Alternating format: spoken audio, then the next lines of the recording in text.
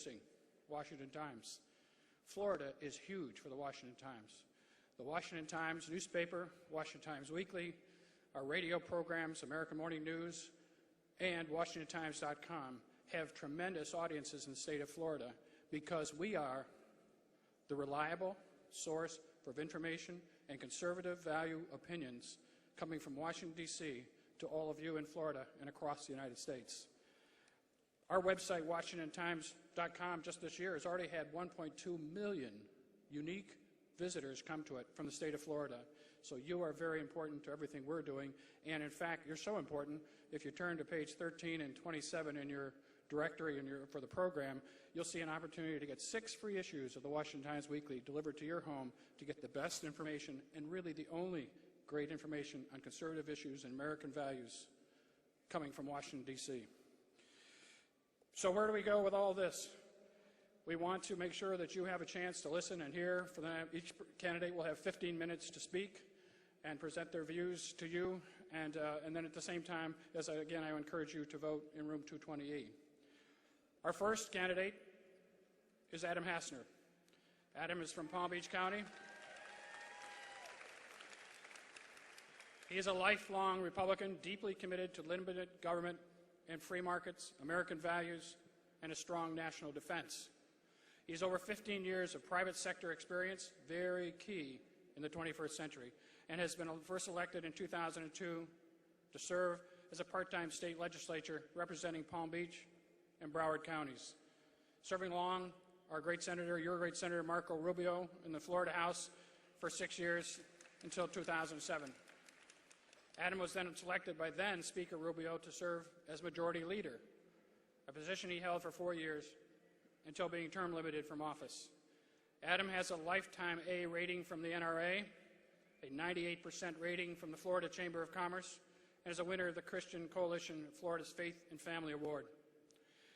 He is endorsed by FreedomWorks, Concerned Women of America, and by conservative voices such as Mark Levin, Eric Erickson, Monica Crowley of Fox News.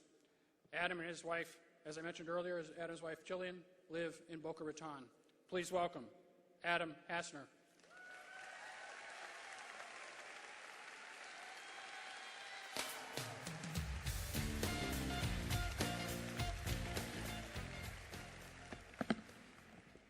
Well, thank you so much, and it is so great to be here with you today. And I want to take this opportunity to welcome CPAC to Florida, and I want to thank my friend Chairman Al Cardenas for hosting this great event here in Orlando today. This is an exciting time for Florida conservatives, and we are proud to be a part of it. In 2010, the people in this room helped lead a revolution to take back the House and elect Marco Rubio to the United States Senate. And in 2012, Florida will make Barack Obama a one-term president and help regain control of the Senate by retiring Bill Nelson once and for all. Now, people have short memories in politics. They forget that before Obama, before the Tea Party, and before the Great American Awakening, the establishment in the Republican Party was saying that the best way for the Republicans to beat the Democrats was to be more like them. Now, I didn't buy into that philosophy. Back in 2007, when Marco Rubio selected me to serve as his Republican Majority Leader, he called me the most partisan Republican in Tallahassee. Now, he meant it as a compliment. The mainstream media tried to use it as an insult. I wore it as a badge of honor. Now, as our campaign has taken us to all corners of the state, my wife Jillian and I are truly thankful for all the support and encouragement that we've received. And it's great to see so many familiar faces gathered here this week, longtime friends and some whom we've just met during the past few months. We're proud of the endorsements we've earned from grassroots organizations like FreedomWorks and Concerned Women for America, from leading conservative voices like Eric Erickson and Mark Levin, and from Florida's very own Shark Tank, CPAC's Blogger of the Year. They know my record, and they know that I'm relentless when it comes to standing up for our conservative principles. They know that I've led the fight on the tough battles even when it wasn't popular. Fighting for the largest tax cut in Florida's history, rejecting $500 million in Obama unemployment stimulus, preventing Florida workers from being forced into labor unions, blocking Charlie Crist's attempt to ban offshore drilling, and shredding his plans for a cap-and-trade scheme. And what we need in Washington now more than ever are leaders who have the courage to say what needs to be said and do what needs to be done, regardless of polls or politics. You see, I know what it means to go against the grain. Being a lifelong Republican isn't easy when you're the son of two liberal Jewish Democrats who was born in Brooklyn, New York. And guess what? Being a pro-life, pro-Second Amendment conservative from Boca Raton hasn't been any easier either. But when you're a minority of a minority, you have to be more resolved, more determined, and more firm in what you believe. And that's the same passion and fight that I will take with me to Washington as your next United States Senator. Because today, we find ourselves in a three-front ideological battle for the heart and soul of our country. The deterioration of our values has led us toward a dependency society. It has led to the expansion of government and the taxes, spending, and borrowing required to sustain it. And our mounting deficits and debt are now stifling economic growth, jeopardizing our sovereignty, and have become our greatest national security threat. But if we send the right leaders to Washington, then I am confident that we can reignite America's economic prosperity based on the spirit of the individual, not the power of the state. That we can restore our standing on the global stage through a policy of peace through strength, so our enemies know that we oppose them, and our allies, like the State of Israel, know that we stand with them.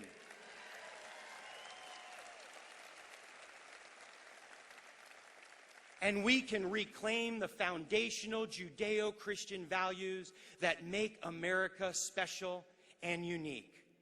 God, faith, and a respect for life aren't just conservative principles. They're the most fundamental American values. And so that fight starts right here in Florida, where Bill Nelson has been the biggest cheerleader for the Obama administration agenda. He talks like a blue dog Democrat, but he supported the stimulus and Obamacare and cap and trade and card check. And for every vote that Marco Rubio takes, Bill Nelson is there to cancel it out. And so for all of your hard work in 2010, clearly not enough has changed in Washington. In 2012, we need to send conservative reinforcements to help get the job done.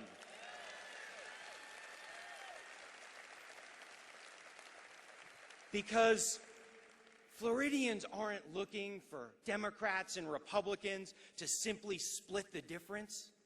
They're looking for leadership. Republicans don't need to be less partisan. Republicans need to be more principled. And as conservative reformers, we must be on the offense and articulate our vision for the future. Because the fact is, the Obama administration doesn't have a messaging problem. They have a policy problem. They are waging class warfare, piling more and more debt on future generations, and their lack of moral clarity is making America less safe, less trusted, and less respected around the world. We need bold leaders who will tell people the truth. And my plan begins with cutting spending, reining in the size and scope of government and balancing the federal budget, repealing Obamacare and the job-killing regulations of the EPA and the pro-union measures that are stifling economic growth, reforming and preserving Social Security and saving Medicare for those nearing eligibility and creating a sustainable system going forward. Because the truth is that Florida's seniors have the most to lose if we don't act soon, because these programs are on a path to insolvency and will collapse on current beneficiaries and burden future generations for years to come. But our vision can't just be about cutting. We must also lay out our roadmap for growth, fixing our broken tax system to make it flatter, fairer, and simpler, lowering rates and eliminating corporate favoritism and subsidies, providing regulatory certainty so businesses can make investments and create jobs, and having a plan for domestic energy exploration for on and offshore oil and natural gas to lower cost and reduce our dependence on foreign sources. The truth is that the challenges we face today weren't just created by the Democrats. Republicans share in the blame. And that's why it's not just about electing any Republican. It's about electing the right Republican. And I've proven myself on the tough issues, even in the face of opposition and criticism. I've proven that I will stand up to the Democrats and to the Republicans who act like them. And I've proven that I can win elections in the bluest part of the state of Florida, and I'm the only Republican running who's ever actually won an election.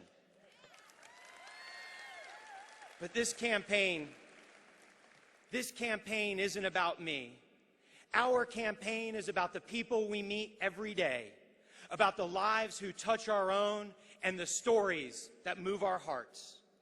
It's about the charter boat fishing captains and the emergency room nurses, the moms and the dads and the grandparents who are worried about their retirement savings, and those who came here from foreign countries to flee communism and dictatorships in order to pursue the American dream, who are now in fear that we are repeating the mistakes of history. And it's about you, the people in this room who give their time, their energy, and their resources, and who are here today because you care about the future of this country. You're rightfully concerned about the future that your children and grandchildren will inherit. And like me, you know that Washington is broken, and the same old compromises and consensus won't fix it. But you know what else I see? That Floridians are hopeful. They're hardworking. They haven't given up on their dreams for a better life, and neither has the rest of the country. Because America has been tested before, and each time we have persevered.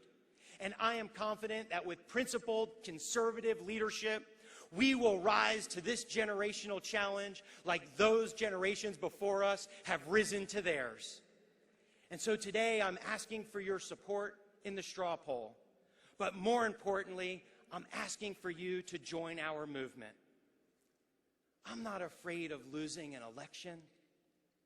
I'm afraid of losing our country. And so when we look back at this moment in history, I want us all to be able to say that we answered the call. So join me to fight the status quo in Washington, and together we will save the United States of America. Thank you so much, and God bless you. God bless the United States.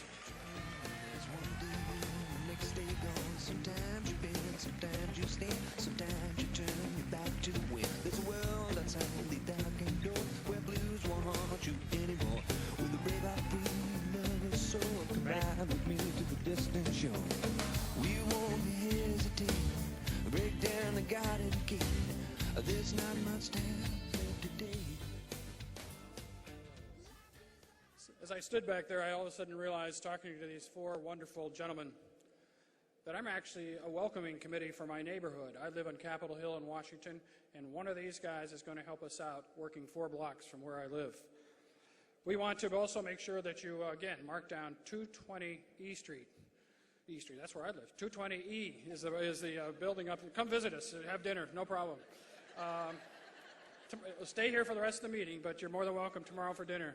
But anyway, that voting, straw poll voting going on at 220E, not only do you have a chance to determine and mark your preference for Adam Hasner or George Lemieux, Mike McAllister, or Craig Miller, you have a chance to answer a few quick questions. And I think I know the answer to this next one. Question 2, after determining which one of these 4 gentlemen you prefer. Do you approve or disapprove of the job Barack Obama is doing as president?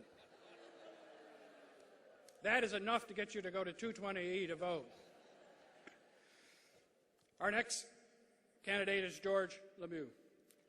George has served as United States Senator from 2009 to 2011. While in the Senate, Mr. Lemieux introduced a balanced budget amendment to the Constitution and proposed the 2007 solution, which would have reduced government spending to 2007 levels.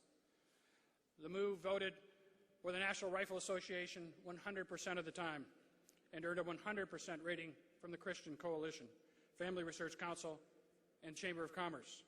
He received a 93% rating from the National Taxpayers Union and the American Conservative Union. A lifelong Republican, he's been involved in grassroots efforts from a very young age. He was president of the Broward County Young Republicans, and in 2000 was elected to lead the Broward County Republican Party. That had to be a pretty interesting time in Broward County. Lemieux currently serves as chairman of the board of Gunster, a prominent Florida law firm. He is running for United States Senate because he has seen how bizarre government is, and he wants to make a positive impact to bring it back to the level it should be. Ladies and gentlemen, George Lemieux.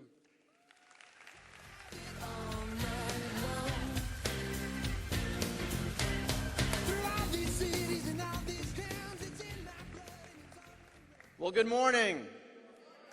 You ready to take your country back?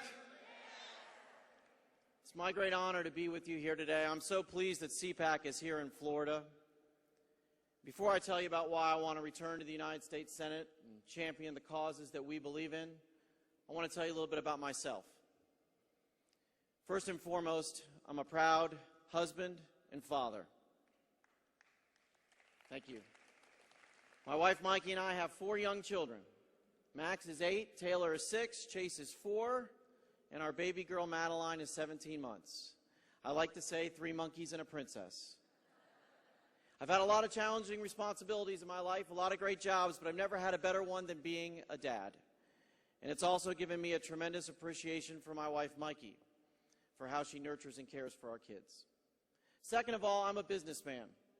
As you heard, I'm the chairman of the board of a statewide firm. We're one of the 200 largest privately held companies here in Florida. And every day I'm doing what all business people do. I'm looking at accounts receivable. I'm looking at our revenues. I'm looking at our expenses. I'm trying to attract talent. I'm trying to make sure that I deliver for the board and the shareholders, and that I do well for the more than 350 people at my firm who rely on me for a paycheck. Put it simply, I know that it's not government that creates jobs. It's the private sector. Third, you should know I'm not a career politician.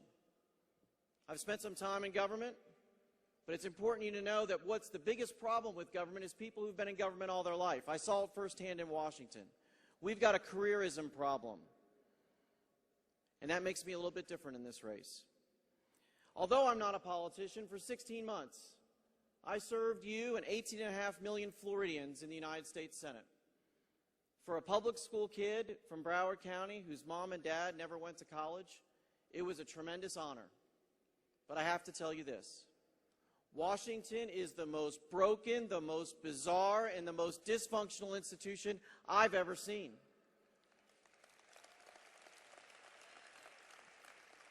When I was sworn into Congress, it was right in the fall of 2009, right in the middle of the health care battle. And if you want to know what's wrong with government and why Congress is so dysfunctional, you just have to use one word: Obamacare. And there was only 40 of us. I was the 40th senator who came there. And you know the magic number in the Senate is 60, so we couldn't stop them. But what we did do, with your help, is we held them accountable. 23 straight days in a row in December, the longest continuous session of the U.S. Senate since the time the Senate decided to go to war in World War I. And we raised the issues. We went to the floor. We said that this is a plan that's too much bureaucracy, too much spending, too much taxes, takes billions of dollars from Medicare in the future, puts a bureaucrat between you and your doctor. And I don't know about you, but in my copy of the Constitution, I couldn't find the place where it said they can make you buy something you don't want and fine you if you didn't do it. So we stood up against Obamacare. And I stood up against the President of the United States. And so did you. And you gave life to the Tea Party movement.